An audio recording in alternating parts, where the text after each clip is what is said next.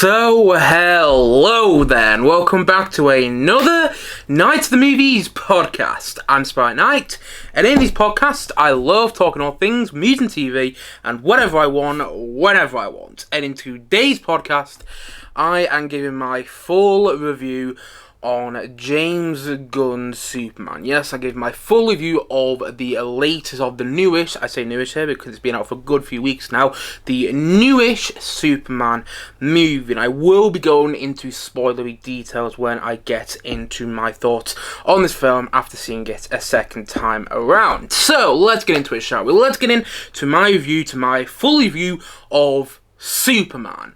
So, Superman, by this Friday, it would have been out for 4 weeks, which is kind of crazy to say. The amount that's happened in the past 4 weeks with me is, well, yes, it's crazy to think about. It doesn't feel like it's been 4 weeks. It feels like it's been a lot longer. And this was my most anticipated movie of the year. Superman was my most anticipated movie of the year.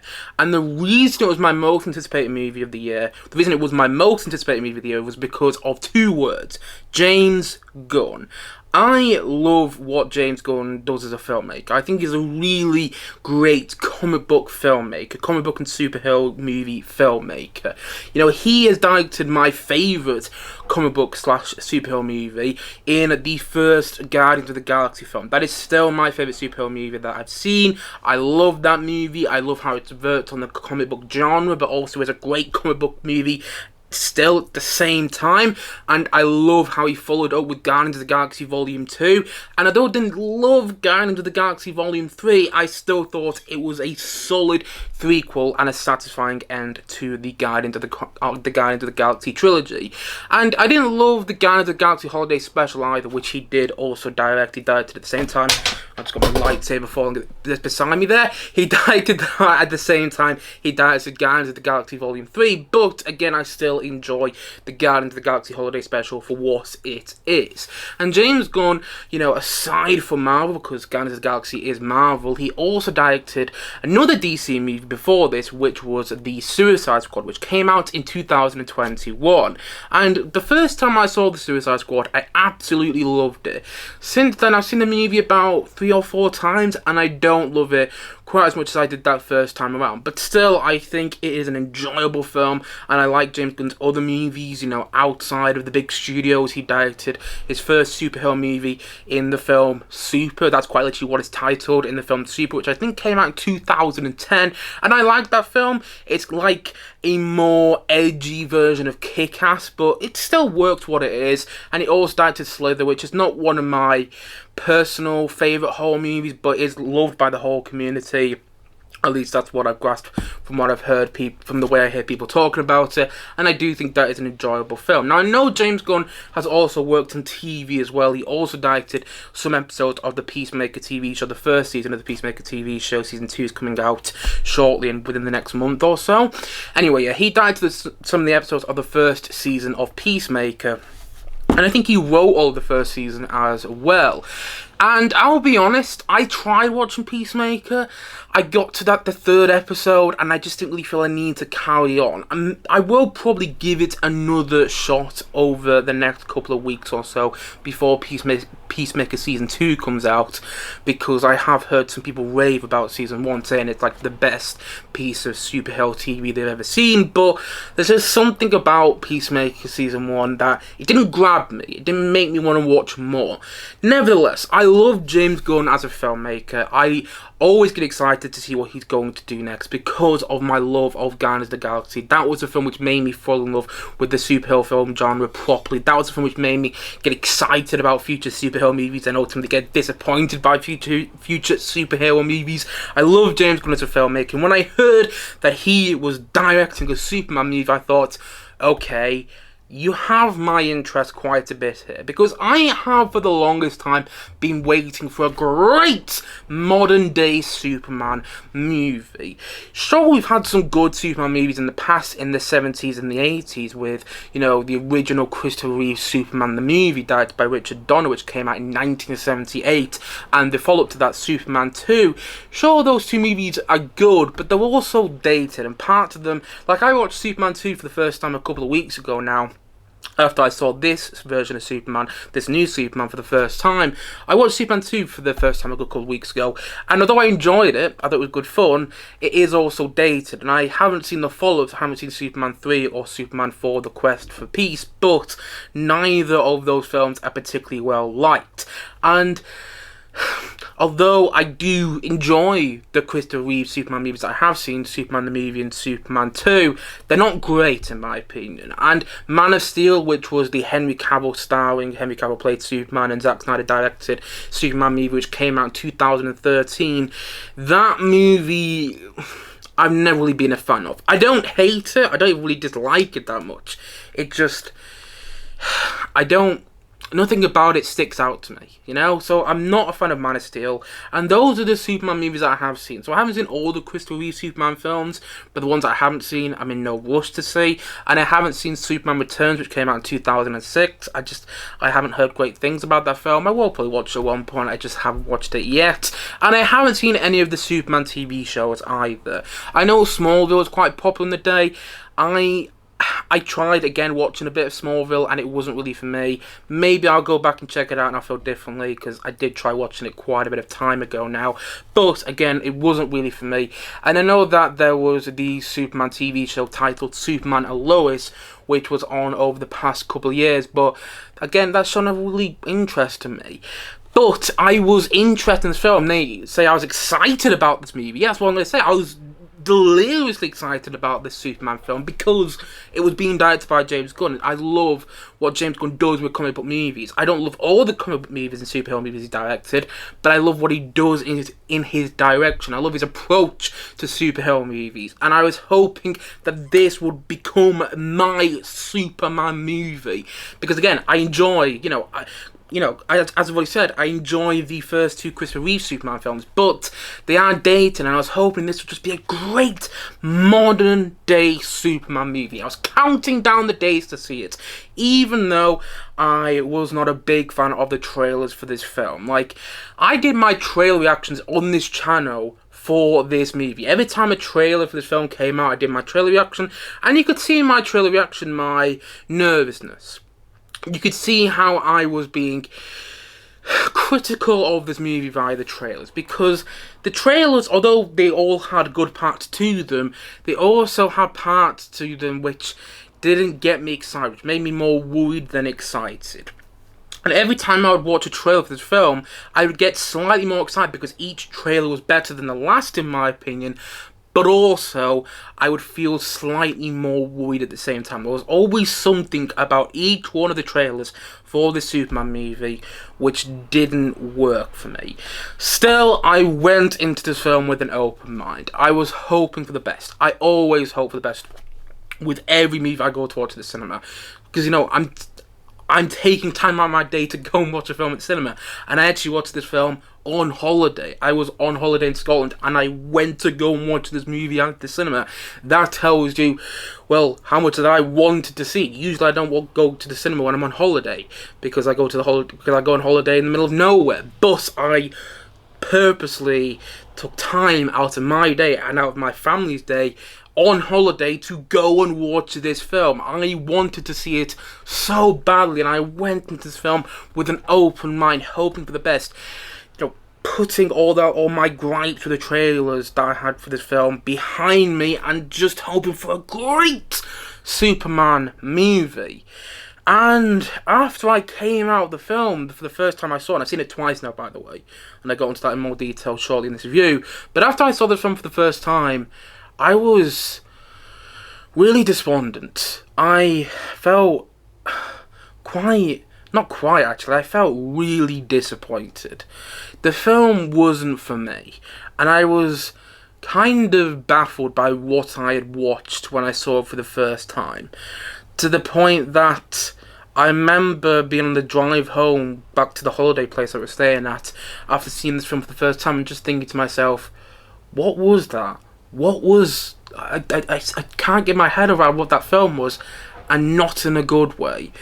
And for the week after that I saw the movie, I would just think about it and think about all the problems I had with it. And I also think about some of the other problems I had with it. Like, days after I saw the movie, I started to realise other problems I had with it as well. And I heard people raving about the film, and I was like, so did we watch a different movie? I mean, I didn't think it was terrible. I didn't think it was terrible at all. I didn't hate it. But there's people talking about this new Superman movie as if it was like the greatest superhero movie of all time. And I was, the week after I saw this film for the first time, I was like, was it really the greatest superhero movie of all time? Okay, is it really up there with The Dark Knight? You know, is it really up there with the movies with the superhero movies that so many people consider the best superhero movies? I'm not sure. And I'm kind of surprised people are saying it is. But because it was my most anticipated movie of this year, I knew I had to go watch it at the cinema again. I knew I had to give this film another chance. And that's exactly what I did. About a week ago now, I went to go and watch the film for the second time at the cinema. And I was actually planning to do my review about a week ago now on this channel, my full review like I'm doing today on this channel, but I've been feeling quite unwell recently. I've been feeling very sleepy, so if I'm not uploading as much over the next month or so, that's why. I don't know what it is at the moment, but I'm always feeling tired. I'm feeling tired of what right now actually, but I'm pushing through with this review. When I saw, I went to go and watch the movie for the second time about a week ago now, and when I went to go and watch it for the second time, I went in knowing my problems with it, and seeing those problems were still there for me. Seeing if I actually enjoyed the film anymore, and seeing if the film worked for me a lot more the second time around, because sometimes that happens. Sometimes you go and watch a film a second time around at cinema, or just you watch it the second time around from the comfort of your own home, and you feel differently about the movie. And I was hoping that was going to be the case with James Gunn's Superman film, with this new-ish Superman movie. So yeah, I went to go and watch it about a week ago now for the second time, and after seeing this film for the second time, I think I've really started to, what's the word I'm looking for here? I think I've really started to solidify my opinion on this movie as a whole. I think this is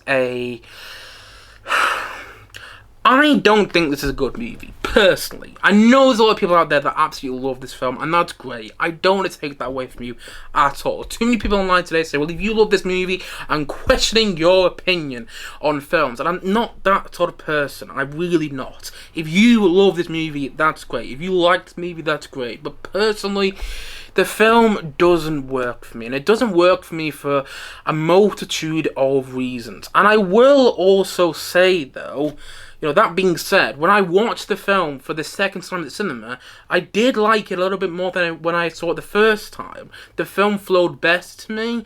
There were parts of the film which I admired more. Some of the action sequences, I was like, okay, I can see what James Gunn was going for here. It's not really working for me, but I can see why somebody else would enjoy this action sequence quite a bit.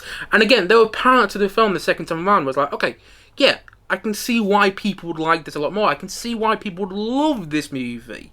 That's what I really came. That's what I came away after watching. That's what I came away thinking after watching the film for the second time. But also, for me, when I came out of the film for the second time, I still couldn't escape the feeling that it just didn't feel like a Superman movie to me. Superman didn't really feel like the main character of the film. And I know a lot of people are going to disagree with me there, but there's a whole section of this movie, in the second act of the film, in the middle section of the movie, Superman isn't really doing anything. He's trapped somewhere. And the second act of the film, the middle section of the movie, is more focused on all these side characters. And I don't mind focus on Lois Lane in the second act of the film. I wouldn't mind focus on Lex Luthor in the second act of the film. I wouldn't mind if the film just focused on them two a lot more. But instead you get this focus on Mr. Terrific. I don't even know who Mr. Terrific is, and I've seen this film twice, and I don't know who Mr. Terrific is. You get this focus on the Justice Gang, and I still don't know why they're in this film. And you get this focus on all these other side supervillains in this movie. And I'm like, what are we doing here? You know, and I think what James Gunn was trying to do here with this film was a hell of a lot, and one of the big things he's trying to do with this movie is set up the new DC universe. Because one thing I haven't said yet in this review, and I really should have said earlier on in this review, but my head is scrambled. One thing I should have said earlier in this review is that James Gunn is now the co-CEO, if I'm not mistaken. He's a co-head or whatever of the new DC universe. He is the creative behind this new DC universe which you're getting, which is starting with this film. And it really feels like James Gunn with this movie was setting up a new DC universe, when instead what he really should have done, at least in my opinion, is just tell a story centered around Superman, Lois Lane and Lex Luthor. Well, Superman slash Clark Kent, Lois Lane and Lex Luthor. That's what he really should have focused on. But instead, Clark Kent is barely in this film. That's fine. I don't mind about that. He's only really, he only has 2 scenes in this film. I don't mind that the focus is more on Superman. But at the same time, characters like Lois Lane and Lex Luthor don't really feel like... Well, they do feel like main players, but not in the way they should do. Instead, the film feels like it's more concerned with setting up this new DC universe, which introducing all these characters who will probably have their own TV show, their own movie further down the line in this new, superhero cinematic universe, in this new DC cinematic universe. And I, for one, didn't want that.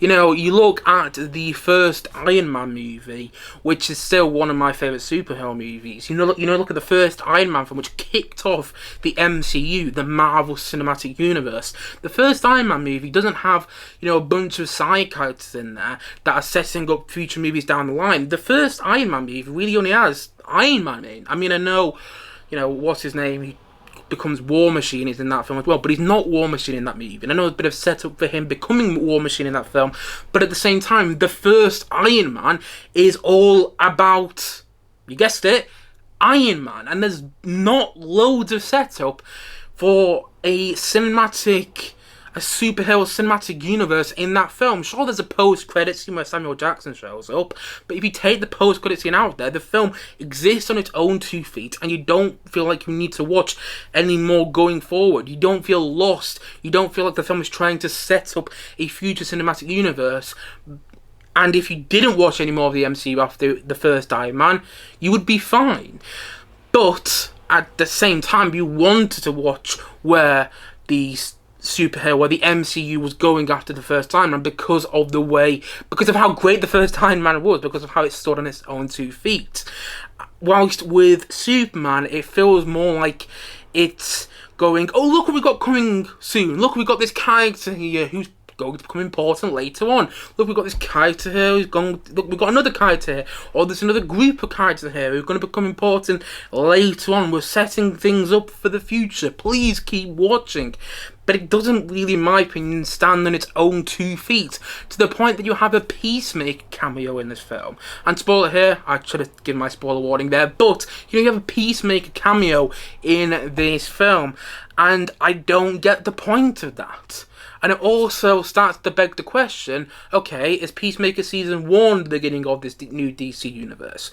Because Peacemaker Season 1, if I'm not mistaken, came out a good couple of years ago now. And Peacemaker Season 1, from what I've seen, is heavily connected to the Suicide Squad, which is where the Peacemaker character first showed up. So is the Suicide Squad, which bombed at the box office, lest we forget, bombed at the global box office, I mean it was well received, but it bombed at the global box office overall, is the Suicide Squad the beginning of the new DC universe? Does that mean that, the first Suicide Squad movie, which came out in 2016, is also part of the new DC cinematic universe, because Margot Robbie's Harley Quinn was in both of those films? You get the point I'm making. It just starts to make you more confusing. Like, okay, why is Peacemaker showing up in a Superman movie? What's the purpose of him? Is this setting up something to do with Peacemaker Season 2? And why is it doing that, though? Why do we have all these characters in this film? Why does it feel so overstuffed? And I personally think the reason why is because the film is so concerned with setting up the new DC cinematic universe rather than just being a Superman film.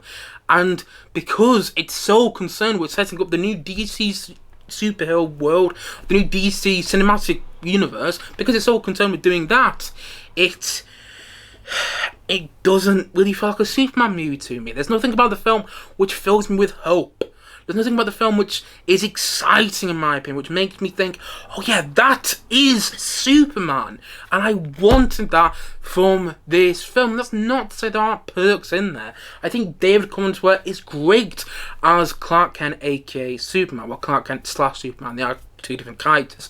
I like to think of them as two different characters anyway. I think David Cornsworth is great. I think the standout in this film is Rachel Brosnahan as Lois Lane. I totally bought into her as Lois Lane. She's channeling her inner Margot Kidder, who played Lois Lane in the original Reeve Superman movies. She's channeling Margot Kidder in there and in her role. And I think she does a splendid job. And I liked Nicholas Hoult as Lex Luthor. However, there's just something about his performance. And listen, I love Nicholas Hoult. I think he's a great actor. I've loved him ever since About a Boy, in which he was the boy in About a Boy. I've loved Nicholas Hoult for a long time, and I'm looking forward to whatever he's in next. But there was something about his performance which just didn't really work for me personally. That being said, I still like that character in the film. I still like Lex Luthor, and I still enjoy the performance overall, but there's something which didn't sit right with me with his performance. I don't know what it is. I had to think about it more. And you'd think I would have realised what it is about his performance, which didn't work for me because of how long I've thought about the film since I saw it for the second time. I saw the film for the second time about a week ago now, so you would have thought I would have realised what it was with his performance which didn't work for me. But again, I like Nicholas Hoult for the most part in this film. And I like how colourful this film is. There's so many superhero movies nowadays which just seems so dark in their lighting and in their colour palette. And I like that this film is colourful. I think the costume design is done well. I think that there is a good use of practical effects in there when possible, and there is some good CGI in this film too.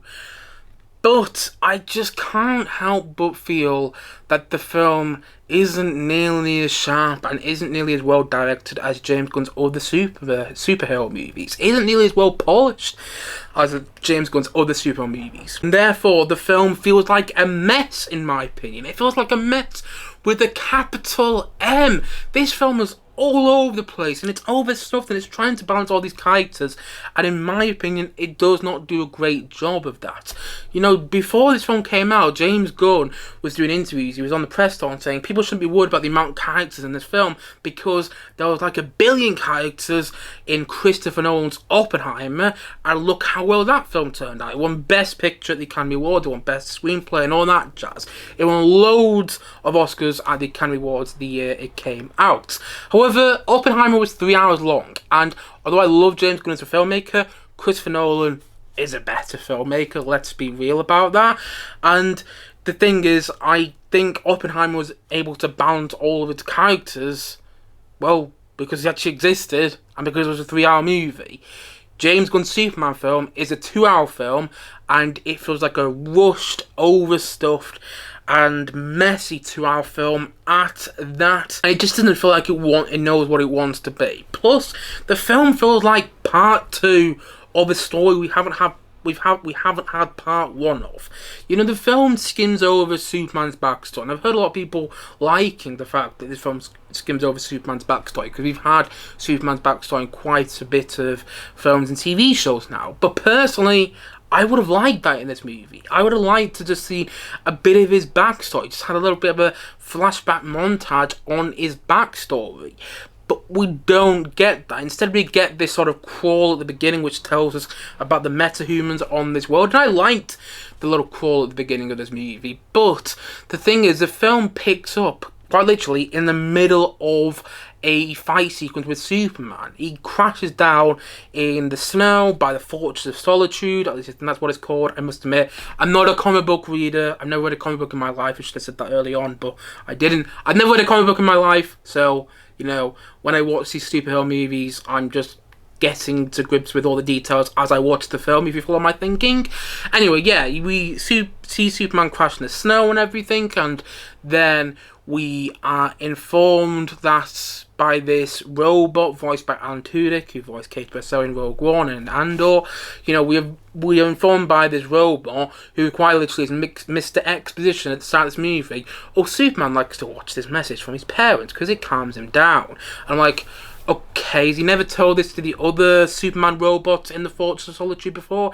Clearly that's just, this Superman robot telling that to the audience because they want to get away, they want to fill in all the gaps as quick as possible with this film, whilst instead what this movie should have really done at the start of the film, in my opinion, is show all that old footage of Ma and Pa Kent, Superman's adopted parents, not his biological parents, but his adopted parents, raising him in Smallville at the start of the film. All that old archival footage, all that old footage that we see of Ma and Pa Kent raising Superman at the end of the movie, at the very end of this film, I think should have been shown at the start of the film, and therefore it would have made them showing that footage all over again more effective, more emotionally effective at the end of the film. But instead, the old footage of Ma and Pa Kent, Superman's adopted parents, raising Superman as a young boy, is shown at the end of this movie, and it's emotionally effective. I'll admit, every time I've seen this movie, and I've only seen this movie twice, granted, I'm not planning to see it ever again, but every time I've seen this movie, that bit at the end with the old footage of Ma and Pa Kent raising Superman as a young boy, that does work for me. But it would work for me so much more if I saw that footage earlier on, and then if I knew everything Superman went through, if I saw everything Superman went through throughout this film, and I saw that footage again at the end of this movie, I saw the footage at the beginning of the movie, then see everything Superman goes through throughout this film, and I see the footage at the end of the movie, it would just work so much better. But instead, the footage is only shown at the end of this film, and it feels like it's a little too much too late, It's too little too late. That's what I was trying to say. There's too little too late. And I don't mind that this Superman movie skims over Superman's backstory. Personally, I don't think it should have, because this is going to be the Superman movie which introduces a whole new audience to Superman. Bear in mind, the last Superman movie came out, 12 years ago now? If I'm not mistaken. Yeah, Man Still came out in 2013. The last Superman movie came out 12 years ago now, and that was not a beloved film. And I know we've had the Superman and Lois TV show since then, but honestly, how many people watch the Superman and Lois TV show? I don't know, maybe it's one of the biggest TV shows out there right now, I just don't know it. But I haven't heard that many people talk about Superman and Lois. Bear in mind, we are in this world now where all these TV shows feel like they're competing for our attention. Because there's so much great TV out there nowadays. So I haven't heard that many people talk about Superman and Lois. I don't know how many people really, knew about Superman's backstory through that show. I don't even know if that show talks about Superman's backstory at all. The show's called Superman and Lois. When I've heard about that show, it's already starting when Superman and Lois are together, so hence the name of the show. At least that's what I've heard about her. So the last time, people have seen a Superman origin story was in Man of Steel, but again, that film wasn't beloved. It didn't do well at the global box office. And in my opinion, this film should have done a Superman backstory to introduce a new audience to this version of Superman. Do his backstory a bit different, because we see in this film that Father Kent, Superman's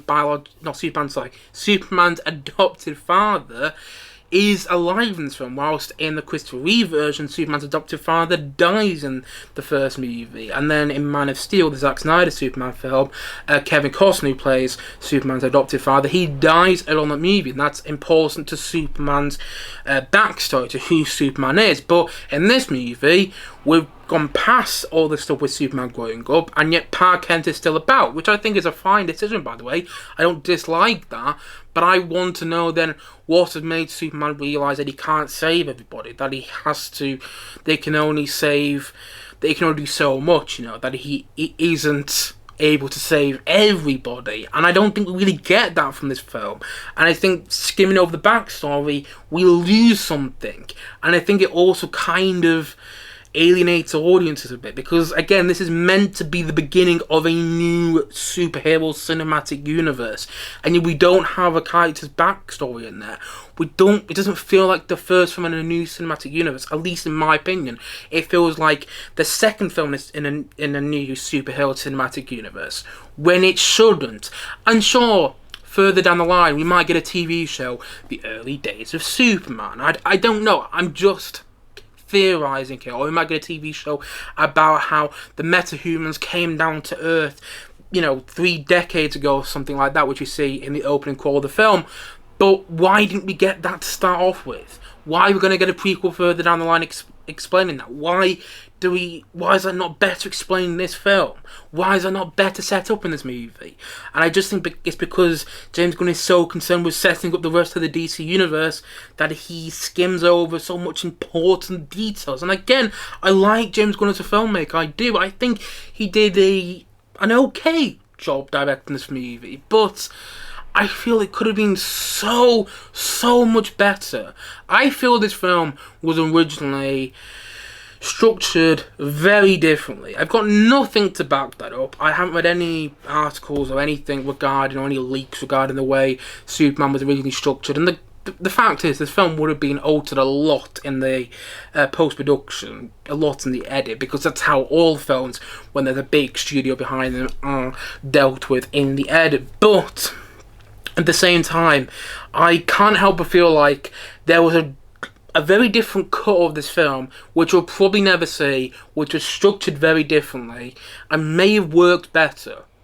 And I can't help as well but feel like maybe the old footage we see of Mara and Pa Kent raising a young Superman at the very end of the film was also at the start of the film in that original cut. Again, I have nothing to back that up, and I'm probably 100% wrong.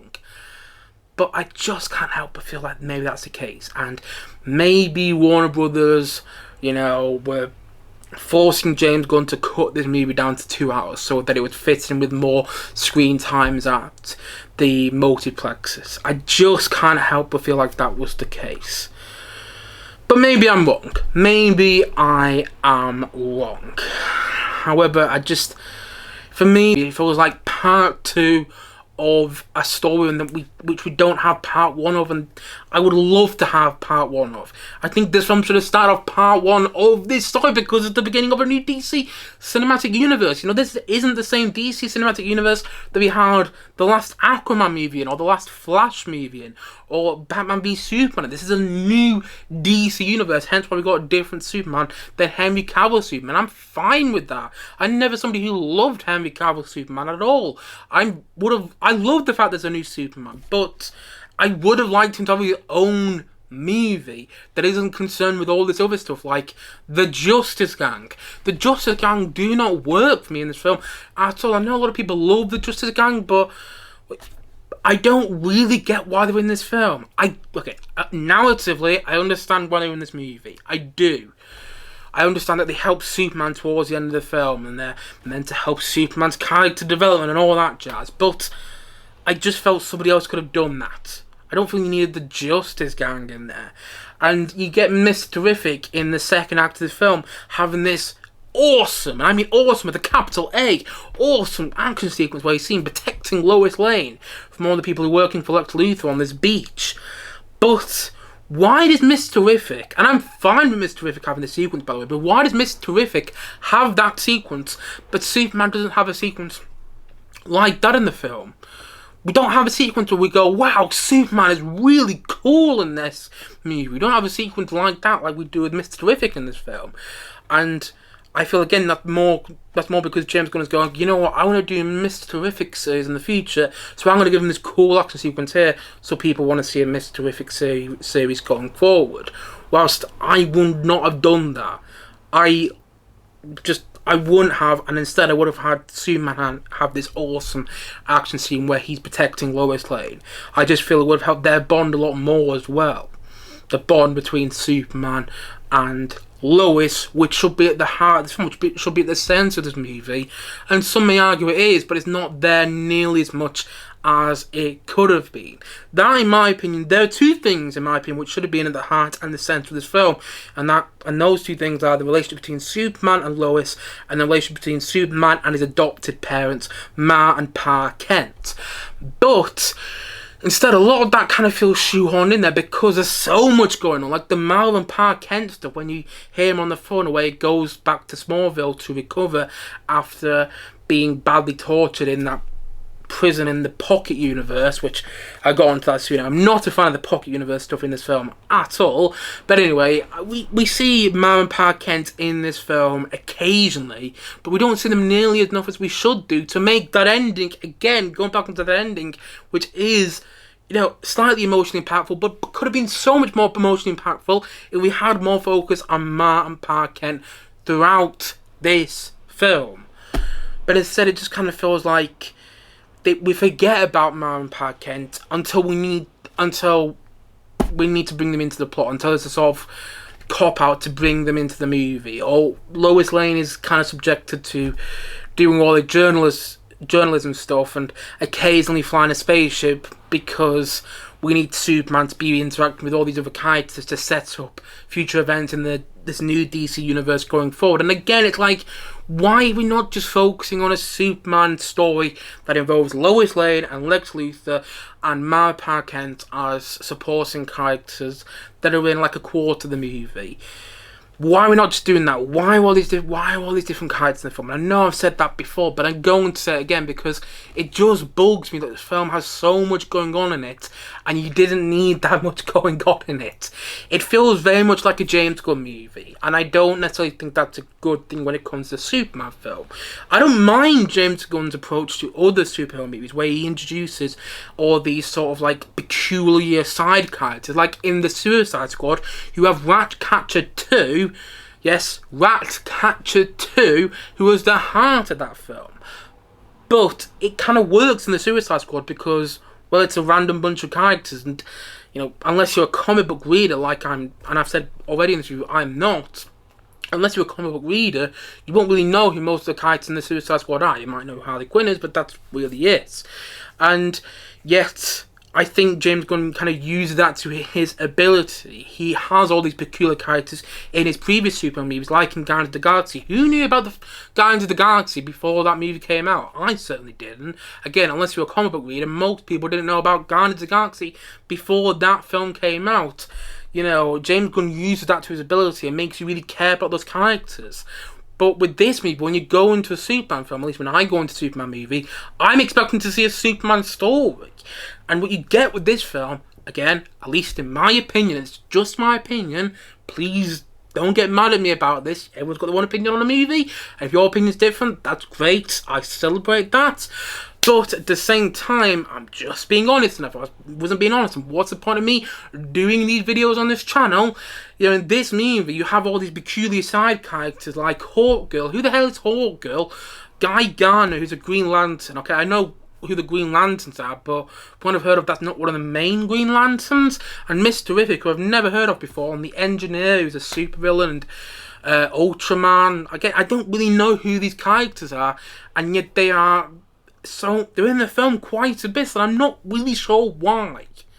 It feels like James Gunn couldn't get away from including all these peculiar side characters in this movie because that's what he likes doing in his superhero films, and I like when he does that usually. But I didn't want him to do that when it came to this film. I think he should have left some of these sensibilities at the door, or on one of the original scripts of this film, and just taking all those side characters out. And instead, again, and I know I've said this before, but just focus on telling a Superman story. Maybe have the Justice Gang show up at the end of this film. That could have worked. Maybe there's something at the end of the movie where, I don't know, the Justice Gang are not living in Metropolis and are living in a different part of the world, and they come and talk to Superman about his actions at the end of the film, where they come to help him with the stuff in Bavaria. I think that's what it's called in the film, where there's all the conflict going on that Superman can't say because he's too busy trying to save Metropolis. Maybe they come in later on in the movie, but instead they've they just keep popping up throughout. They just keep popping up throughout the film, and I'm not really sure why. Yeah, it feels like this is very much a James Gunn film, and I don't think that's necessarily a good thing. And another reason I think it's very much a James Gunn movie is because of all the humour, of all the comedy. James Gunn puts this in all of his movies. He has a lot of his comedy in all of his films. He always tries to have comedy in there. And in the Guardians of the Galaxy films, I think the comedy in those movies works wonders. I think James Gunn, for the most part, not all the time, but for the most part in his previous movies, adds a lot of great comedy in there. But I do not feel like most of, and when I say most of, I mean most of the comedy works in this film. I've seen this film twice now at the cinema. And granted, my 2 cinema screenings don't account for every cinema screening in the world, obviously. But both times I've seen this at the cinema, and I've seen this at 2 cinemas that are, very apart from one another, very distant from one another. Both times I've seen this at the cinema, there's not been that many laughs in the cinema. There's not been that many laughs at all. Most of the jokes have fallen flat. And I was actually watching this the second time, kind of listening out to see if people were laughing to the jokes. And they weren't. People were not laughing at this movie. And there is comedy in the Christopher Reeve Superman movies, for sure. But I think the comedy's earned in those movies. And yet there are comedic moments in the film where it's like, why are you going for a joke here? Why can't you just get along with the plot? Like, there's this part where Mr. Terrific goes to Lois Lane. And by the way, I sound like I'm going against Mr. Terrific here. I don't mind Mr. Terrific in this film. I just don't understand why he's in it. I just don't really get the point of having Mr. Terrific in a Superman movie. I think that the actor who plays him well. And that is not one of the characters I dislike in this film. But I just don't really get the point of him, in all honesty. Anyway, there's a part with Mr. Terrific in this film where he's going to help Lois Lane find where Superman has gone, because he's disappeared in the pocket universes. And he says, "Oh no," to Lois Lane, we'll take my spaceship. And then you get this scene which feels like it lasts for about 10 minutes, and when in actuality it only lasts for about 2 minutes. But get the scene where he's opening the garage door to where his spaceship is, and it's like, why are we going for humour here? Why can't we just get along with the story? And there's quite a lot of moments like that in the film where it feels like the film is trying to make you laugh, but it's not earning the laughter. And I do feel that is another problem in this film. A lot of the comedy falls flat. A lot of the comedy just doesn't feel like comedy that you'd get in a Superman movie. And a lot of the story elements just don't feel like story elements you'd get in a Superman movie. Why is all this stuff with pocket universe or pocket worlds in this film? I don't get that. I don't mind that in James Gunn's other movies. If that happened in something like The Suicide Squad, I'd probably be able to get over it pretty quickly. Because The Suicide Squad is a weird and zany sort of film. But in Superman, you don't expect there to be pocket universes. And yet there are, and I hated all the stuff in the pocket universe. It felt like it was appeasing, is that the right word there? It felt like it was trying to work for more comic book fans than non-comic book fans. When in reality, most of the people who watch this film are not going to be people who have read comic books. All this stuff in the pocket universe, but you got this weird sort of multicoloured, pixelated lake just doesn't work for me, and I don't really get the point of the pocket universe stuff. It just feels very comic booky, and I get why a lot of comic book fans, comic book readers would absolutely love that sort of stuff. But for me, it felt alienating, and I think for a lot of audiences, and again, I don't know this for certain, maybe I'm out of my depth here, but I think for a lot of non-comic book readers who are watching this film, for a lot of audiences who are just going there to watch a Superman movie, I think they're going to feel alienated by the pocket universe stuff. Bear in mind, this is proving to be reality now. A lot of audiences are being alienated by the multiverse stuff in the MCU, and I don't think having a pocket universe stuff is really going to work for a lot of people when it comes to this DCU. When it comes to the new DC universe, I feel it's going to be more alienating, because it's kind of like, why are we doing this? Why are we in a pocket universe all of a sudden? Why can Lex just have I don't know, his prison in the middle of nowhere on Earth. Why does it have to be in a pocket universe? And I get that might be a significant thing in the comic books. Maybe there's a Superman comic where Lex Luthor builds a prison in a pocket universe. I don't know. I'm just guessing. I haven't heard of this, but maybe there is. However, a comic book is not a movie, and a movie is not a comic book. And there's this word called adaptation, and I think that instead of having all this pocket universe stuff, you could have just had a film which takes place in the quote-unquote real world of this movie. But instead you have all this pocket universe stuff, and I don't know why. And also, going back to the very beginning of the film, you see, in the opening crawl, it tells you that metahumans, aka superheroes, at least that's the way I read it, have been around on Earth for 3 decades, if I remember correctly. Why are we only seeing a small segment of that then? Why are we only seeing a small segment of the superheroes that have been around in this world for apparently 3 decades? Why aren't we seeing superheroes all over this world? And I think that's just because James Gunn wants to tell stories about different locations all over this world, but instead, it's like, why are we just focusing on one part of this world that is apparently flooded with metahumans? Why are we seeing where they are all over the world? Why are we just seeing where they are in Metropolis? I don't get that. And you know, you could say, well, that's because it's a Superman movie. Isn't that what you wanted from the get-go? Didn't you just want a movie focusing around Superman? So why aren't you annoyed that? Why are you annoyed that they didn't go away from Metropolis? If you follow my thinking, why did you want them to go away from Metropolis? And I can understand the argument, but at the same time, if you're going to tell us at the start of the film that metahumans, aka superheroes, are being around in this world, in this new DC world, for 3 decades, let's actually get to see that. Let's actually get to see how this world operates with metahumans. But we don't really get to see that in Metropolis. I mean, there are quite literally moments in the film where there's this bit where buildings are falling down, there's this weird Kaju monster destroying things, and the superhero and Superman and all these superheroes and the Justice Gang are trying to stop this Kaju, and some guys having ice cream. And I'm like, what is this the way this new DC world works? Does no one get scared about anything? Do they just watch buildings fall down, have ice cream? It's like, why?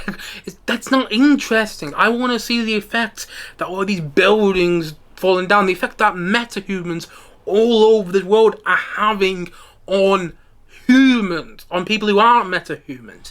And we get a little taste of that in all the authoritative, is that how you pronounce the word? Or authoritative? Authoritative, I think that's how you pronounce the word. All the authoritative stuff that you see in this film, but we don't get enough of that. We don't get nearly enough of that. And again, that might be because later on in the DC universe, we're going to see more about the effects of metahumans on this world. But why aren't we seeing more of that here? Why are we just waiting till late on down the line? This is one of my big issues with shared cinematic universes. We're always setting up for something that's going to happen later down the line, but we're not so concerned with what's happening just here and now. Why setting something up that's going to happen later? And I'm like, well, now it just feels like a TV show. I don't mind when setup for something later happens in a TV show, because it's a TV show. You can't expect that. But when it comes to a movie, you want every movie to feel like a complete story. You want every movie to exist on its own 2 feet. But this doesn't feel like a complete story. It doesn't exist on its own 2 feet, at least in my opinion, because again, it's so concerned with setting up the rest of the DC universe and not just being its own movie, not just being a complete story. And instead it's going, oh, well, in the future we can tell the story about how metahumans have been around on this world for 3 decades, and we can explore that in a later movie or in a later TV show. In a later movie and a later TV show, we can have this story all about the engineer. In a later TV show and a later movie, we can have this story all about such and such a body, Mr. Terrific, Guy Gardner, or Hawk Girl. It's like, but why? Why do we have to have them in this film then? You can do a TV show about those characters and not have them pop up in another movie beforehand. But that's what James Gunn does. He did it with Peacemaker, because Peacemaker first popped up in the Suicide Squad, then he got his own TV show, and that's what's probably going to happen with most of these side superhero characters in this movie. And I personally do not like that. And let's talk about the musical score, shall we? I am somebody who is very big on musical scores. Every time I review a movie, I will talk about the musical score. Even if it's just in a little bit of detail, I will talk about the musical score. At least I'll try to remember to talk about the musical score every time I review a movie on this channel. And I was really excited to hear the musical score to this film, because it's a musical score to a Superman movie. You know, John Williams' musical score to the first Christopher Reeve Superman movie is one of the best and most iconic scores of all time. And I actually quite enjoy Hans Zimmer's score to Man of Steel. I think Man of Steel is a weak film, but I love the musical score to that movie. I think Hans Zimmer did a great job. And I was hoping to have a new, great superhero musical score when it came to this film. But instead, the musical score did almost nothing for me. I personally, and again, this is just me, if you feel differently, that's great. I'm not taking that away from you. But for me, I don't like how this score just reused John Williams' iconic Superman theme. You know, dun da da da dum. Bum bum bum, dum da da da dum, rum ba dum. I don't like how this film just reused that iconic theme, but in a lesser way. It doesn't feel like the score to this film was recorded by an orchestra full of actual human beings. It feels like it was recorded on a keyboard. You know, sometimes on a keyboard you can get this sort of orchestral sound. It feels like that's what happened. And I don't know, maybe there was an orchestra for this film and I'm just being... I didn't realise it. Maybe that was the case. But it doesn't sound like an orchestra full of actual human beings was used to record the musical score for this film, and it sounds like it's trying to emulate Hans Zimmer's musical scores for all the films that Hans Zimmer scores, but doing so in a lesser way. It doesn't...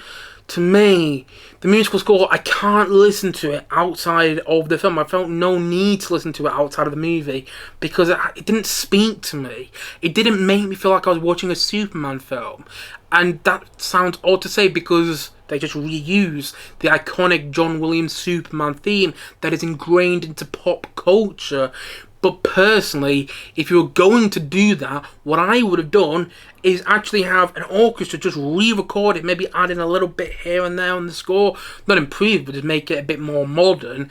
And yeah, just do the classic John Williams Superman theme as a whole, but re-record it with an orchestra and then put it into this film. But instead, it feels like they only use half of the John Williams iconic Superman theme. I don't know, maybe they use all of it, but every time I watch the film, it almost feels like they use the same cue, you know, bum dum dum bum bum bum bum bum bum. I don't remember any of the other bits from the main Superman theme using the score of this film, like da da da da da da da da da da da da da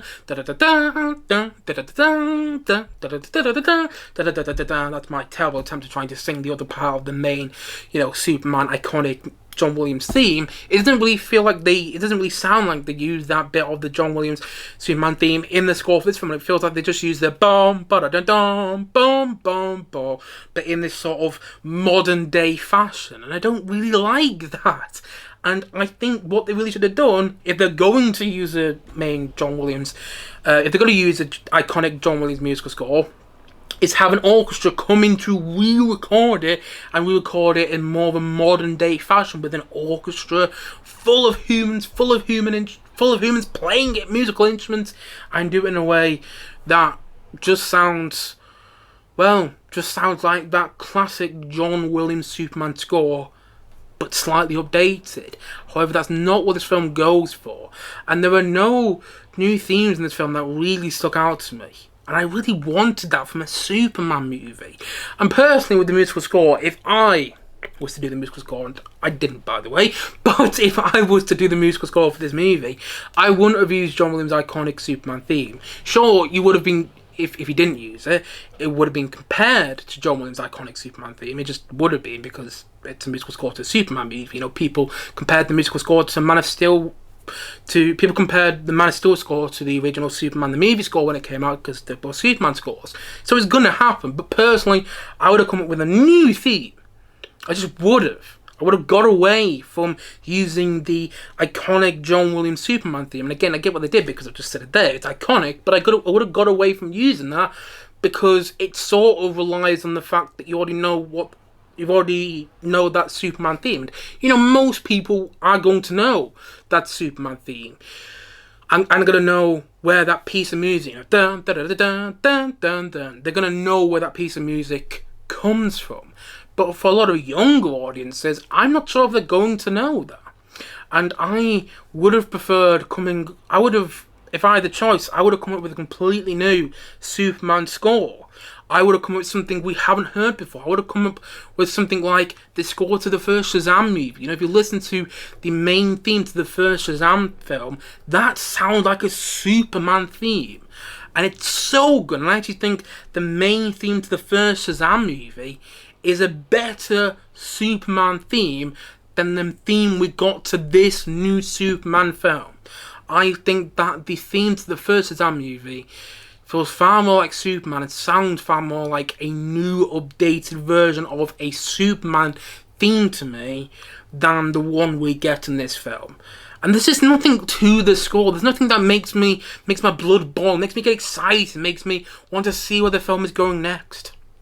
And although I don't love the Reeve Superman movies, from the ones that I've seen, Superman 1 and 2, whenever I watch those films, you know, the musical score, whenever that John Williams musical score kicks in, I'm excited to see where the film's going to go next. I feel like Superman is present. I feel like I'm watching a Superman movie.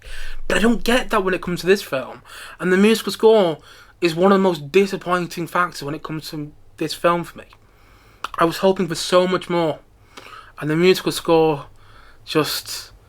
it lacks any sort of excitement, any sort of hope. It doesn't make you feel. It doesn't make you feel like you're flying, and that's what a Superman score should do. And instead, it makes you feel like you're on a simulator, a Superman simulator, and not in a good way, in my opinion. And one last thing on the score: James Gunn has been going around saying, "Oh, I used the score for the very first time with this movie." And I'm so glad that I did. I'm probably going to use musical scores going forward in all of my movies. And I'm like, James Gunn, listen, I love you, but you've used scores before in all of your movies. I know James Gunn is famous for having needle drops in his films and having famous songs, pop up here and there in his movies. Famously in the opening Guardians of the Galaxy, he sings there's a needle drop of "Come and get your love" as Star Wars dancing whilst doing his mission. But the Guardians of the Galaxy movies, although they have fantastic needle drops, they've also got great musical scores. Tyler Bates did the musical score to the first two Guardians of the Galaxy movies, and he did a great job. And I feel like him saying he hasn't really used musical scores in his films in the past is dissing the composers he's worked with in the past a little bit.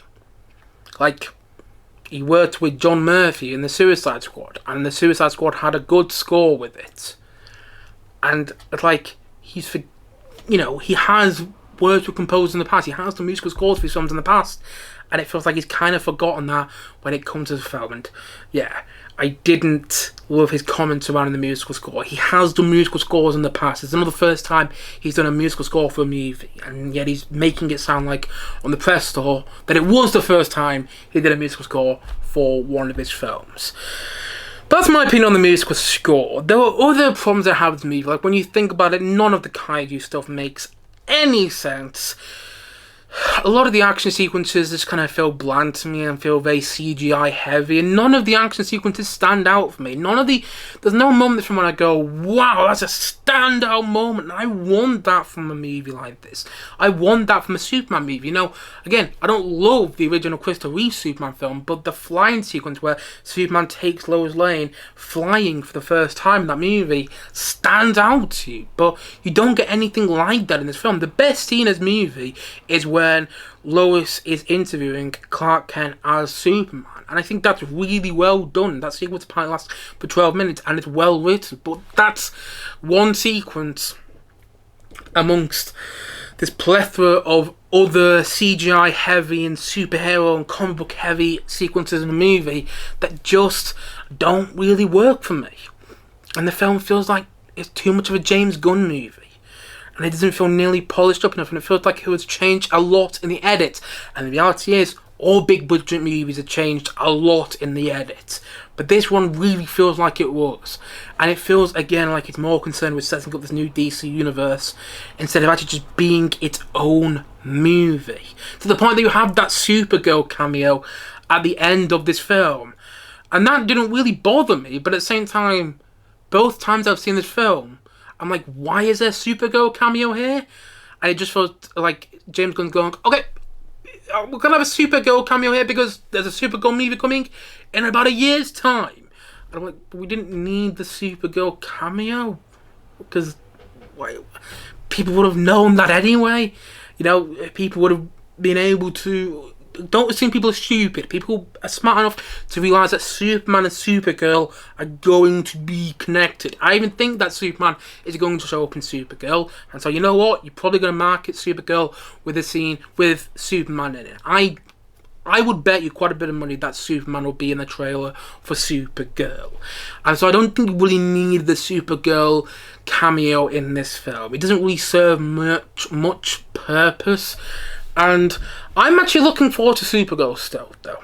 And you may be surprised to hear that because of how much I've kind of been dissing Superman, how much I've been dissing this movie in this review today. I'm looking forward to Supergirl nevertheless, because it's been directed by Craig Gillespie. Craig Gillespie is an interesting director. He directed I, Tonya, he directed the best episodes of the Pam and Tommy TV show, he directed Cruella, which is one of the better Disney movies to come out of the past 5 years.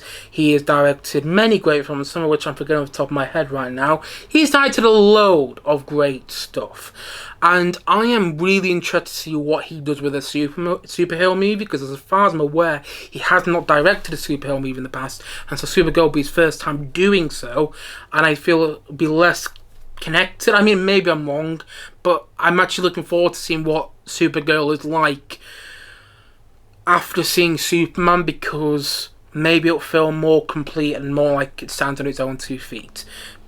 But then again, James Gunn has apparently still been quite involved with Supergirl, with the production of Supergirl. I mean, he's the head of the DC universe. He's got all this creative control over the DC universe now, so I dare say he still had quite a bit of say on the production of Supergirl, and maybe I won't love that because it's going to feel so James Gunn-y.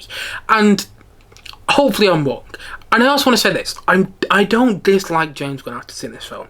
I'm still looking forward to see what he does next. I will probably watch Peacemaker Season 2 and review it on this channel. I'm looking forward to seeing what James Gunn does next, even though this film didn't really work for me. But I can't help but feel like this new DC universe, which he said is going to go on for about 10 years, isn't actually going to last 10 years. I mean, how has this DC universe begun? Has it begun with this movie? Has it begun with this movie? Or did it begin with the Suicide Squad? Because apparently Peacemaker Season 1 is canon to this new DC universe. And Peacemaker, well, he first popped up in the Suicide Squad. And they're part of the Peacemaker TV show, which are integral to the Suicide Squad. So, and it looks like parts of Peacemaker Season 2 from the trailer are going to be integral to the Suicide Squad movie as well. So it's the Suicide Squad movie, the beginning of this new DC universe? And if that's the case, is the first Suicide Squad movie part of the new DC universe? Is Birds of Prey part of this new DC universe? And the thing is, none of those films did particularly well. I think the first Suicide Squad did well, but how many people actually liked that movie? I do not, by the way. I'm not a fan of that first Suicide Squad movie at all. The point I'm making is, a lot of the past DC movies, which seem to be connected to the new DC universe, oddly enough, did not do well at the box office and were not loved by the critics and audiences. The Suicide Squad was well received, but it wasn't beloved. You know, people aren't raving about the Suicide Squad still today, and I just feel like this new DC universe is already off to a rocky start. If this is okay, take Peacemaker out of the equation, take the Suicide Squad out of the equation. If this Superman movie is the beginning of this new DC universe, then it already feels like we've started on page 2, or chapter 2 of the book of the new DC universe, if you will. And next we're going to get Supergirl. Okay, that makes sense, because having just had Superman. But then, what we're going to get after that? Clayface. That's apparently the third movie in the production of this new DC universe. Audio production. It's like, we're having a Clayface movie. But wouldn't you think we're going to have like a Batman movie or Wonder Woman after that? Because Batman and Wonder Woman are like the two other big figures in the new DC full stop. And all the DC comic books, when you think about DC, you think about Superman, Batman and Wonder Woman. Or maybe Aquaman and the Flash as well. And I understand why maybe he's not jumping into Aquaman and the Flash straight away, because it wasn't that long ago that we got the last Aquaman movie. It wasn't that long ago that we got the last Flash film.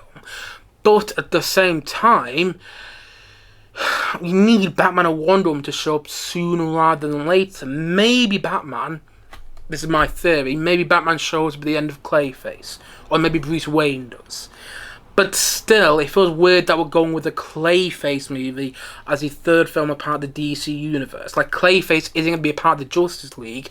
And although I'm not a fan of the MCU, when you look at the MCU, the first, like 5 movies of the Marvel Cinematic Universe were Iron Man 2, take that out. But you look at Iron Man, Thor, Captain America, and then you go to, the first 4 movies were Iron Man 2, Thor, Captain America, the first Avenger. There might have been another movie, but then it built to the Avengers. And you're like, okay, that all makes sense because we've seen all the characters in the Avengers before have their own movies. And you'd think, and I don't know if this is the case, but you'd think that maybe James Gunn is leading up to a Justice League movie going forward. But that begs the question, is Clayface going to be in the Justice League movie then? Because we're getting a Clayface movie soon. It's like, well, what's going on here? Apparently there's a Sergeant Rock movie in the works. Who the hell's Sergeant Rock? I just don't understand this personally. I think that the new DC universe is going to go through a lot of changes before we actually really get to see what it is. I know a lot of people are going, oh, well, this is a great start to the new DC universe. And there's all this, and although Superman hasn't done particularly well at the international box office, there's all this goodwill which is going to make people want to see the future DC movies going forward. And maybe that's the case. But I just don't know if that will be the case going forward. I don't know if more people are going to be I can't escape the feeling that people are going to feel off-putted, for lack of a better phrase, by what James Gunn has planned going forward with this new DC cinematic universe. Listen, I hope I'm wrong. And I hope I watch the next couple of DC projects, whatever they are, and go, okay, that works great, that made perfect sense, and actually all this made me appreciate Superman a lot more. But I just can't help but feel like the DC universe is going to hit a boulder and it's going to come into a lot of problems sooner rather than later. Again, I hope I'm wrong, but I just can't feel like that will be the case. I just feel like that's going to be the case. What I really think is the DC brand should have had a break for a good couple of years. The DC brand has had a break for about a year and a half now. The last DC movie to come out before this was Aquaman 2, aka Aquaman and the Lost Kingdom, which came out Christmas 2022, if I'm not mistaken. Or was it 2023? I can't remember now, actually. I made a lot of things about that film that I can't remember. But anyway, that's when the last DC movie came out. And I feel that there shouldn't have been another DC movie till 2026 at the earliest. And I get why there was another DC movie coming out this year, because, well, studios, all they want is money, and they want to and they understand that, Superman, Batman, whatnot, they understand that the DC brand is marketable. So I understand why we got another DC movie so quickly after Aquaman. But I personally would have taken a longer break after Aquaman and just would have let the DC brand rest a bit, because also I think a lot of people remember the last couple of DC movies before this, remember the likes of Aquaman and the Lost Kingdom and The Flash and Shazam 2 and Black Adam, films which were not well received, and I think people still have that sour taste that those movies gave them, for the most part, in their mouths. And I think they probably also think this is still part of the same universe. I don't know if this film is differentiated itself from those other DC movies enough. But listen, maybe I'm wrong. Maybe I'm very wrong. And clearly, people are going to think I'm wrong if you watch this review or listen to this review and you ended up really enjoying Superman. If you think I'm wrong, that's completely fair. I'm not going to take that away from you. And if you love this movie, that's great. I don't want to take that away from you at all. But personally, it doesn't feel like a Superman movie to me. And one last thing I want to mention is Kryto the flipping super dog. I am not a dog lover. Apologies there if you are a dog lover and you're watching or listening to this review and you're like, oh my god, I can't believe you just said that I hate you now. No, all respect to you if you love dogs, but personally, I hate dogs. Dogs do not go well with me. So I'm watching Kryto the super dog in this film and I'm like, oh my god, why is there so much focus on Kryto the super flipping dog? Get Kryto away from here. And apparently Kryto's going to show up in the Supergirl movie, which has not got me excited. I'll say that now. That's one of my little worries about the Supergirl movie. The fact that Kryto's going to be it, because Kryto's so annoying in this film. I just didn't believe that Kryto was actually a dog in this movie. And I get that he's meant to be a super dog, this meta dog, whatever you want to call him, this sort of, the superhero dog. But I just didn't care about it. I don't like Kryto the super dog. It was really annoying in my opinion. That is not a character, there's not a dog, there's not an animal in a film that I enjoyed watching. But then again, I'm not a dog lover, so maybe that's why. But I really thought they could have toned down on Kryto the super dog. I understand that a lot of dog lovers, a lot of animal lovers probably love Kryto the super dog, but personally, I kind of hated that part of the film. But that's just me. And in the end, all what I'm saying in this review today is just my opinion. Please don't be mad at me for my opinion. Don't come at me in the comment section below. If you disagree with me, that's fine, but just be fair about it. If you disagree with me, say, I get where you're coming from, but I disagree with you because of this. And if you want to have a fair conversation about the Superman movie in the comment section below, I will happily do so. But if you're just going to shout at me about my opinion and say you're wrong and everything about your opinion is wrong, then I am not going to take you seriously. I'm just not going to apply to you. You know? And as a whole, after seeing Superman for the second time, I did like it more. I will say that. But it still doesn't really work for me. And I'm never probably going to watch this film again because it doesn't feel like a Superman movie in my opinion. It's a complete mess. It's overstuffed. It feels like it's more concerned with setting up this new DC universe.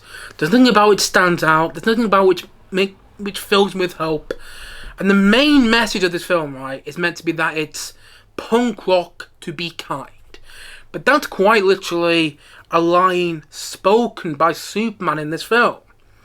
And yet, I feel it'd be far better if that theme, if that message that is punk rock to be kind was just embedded into the movie rather than just spoon-fed to the audience. It feels like it was spoon-fed to the audience when Superman says that line of dialogue in the film. When actually, I think it just should be more embedded into the film in a better way. I don't feel we actually needed to say at one point in the movie, maybe kindness has been the real punk, maybe the real punk rock is being kind, or maybe kindness is a real punk rock, whichever way Superman says it about an hour into the film. I think what really should have happened is maybe at the end of the movie, Lois sees Superman and says, wow, you did a really good job today, and you were surprisingly kind to everybody, or something like that, and he goes, well, maybe that is a real punk rock. And I know that's cheesy, but guess what?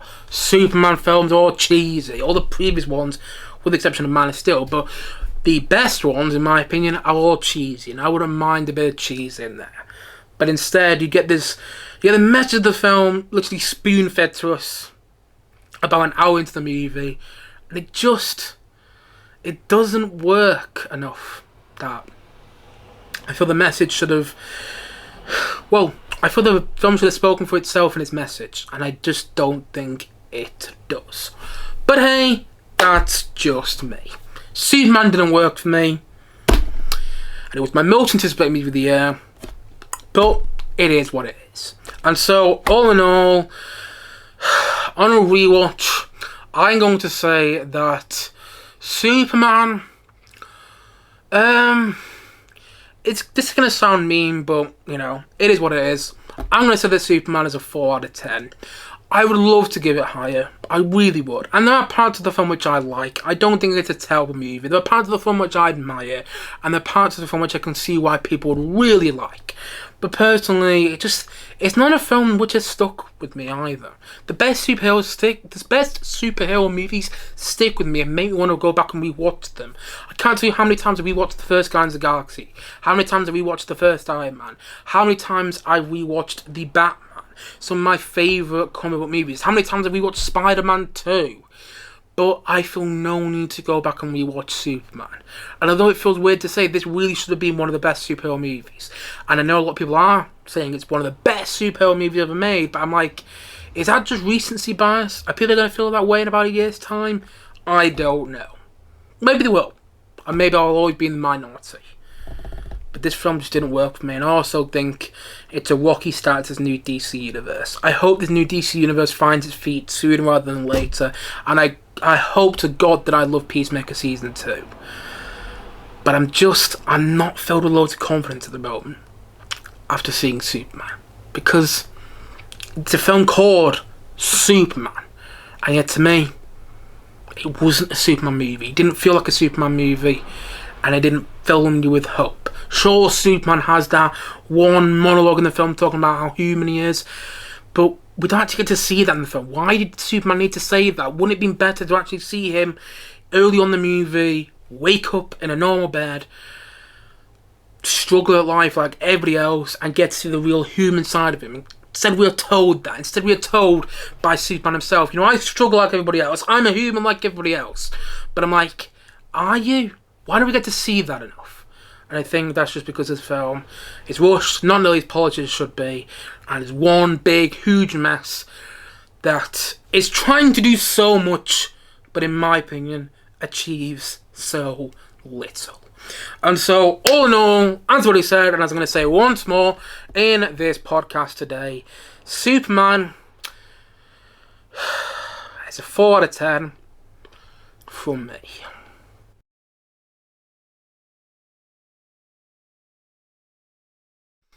Anyway guys, that's it for today's podcast. If you have seen Superman, please let me know your thoughts on it in the comment section below. And as always, thank you for watching or listening to this podcast. And if you haven't yet, please click down below and like and subscribe on this video. And look forward to many more videos and many more podcasts coming very, very soon on this channel. Hopefully the next podcast is shorter than this one, because this one's going to take a hell of a lot of time to edit and it's taking a hell of a lot of time to film. So hopefully the next one isn't too long, and hopefully I don't ramble as much in my next podcast, although I probably will. But whatever my next podcast or my next video is going to be, look forward to it coming very, very soon on this channel. But until then guys, as already said, thank you so much for watching or listening to the podcast, and I will see you guys again soon. But bye for now. Bye.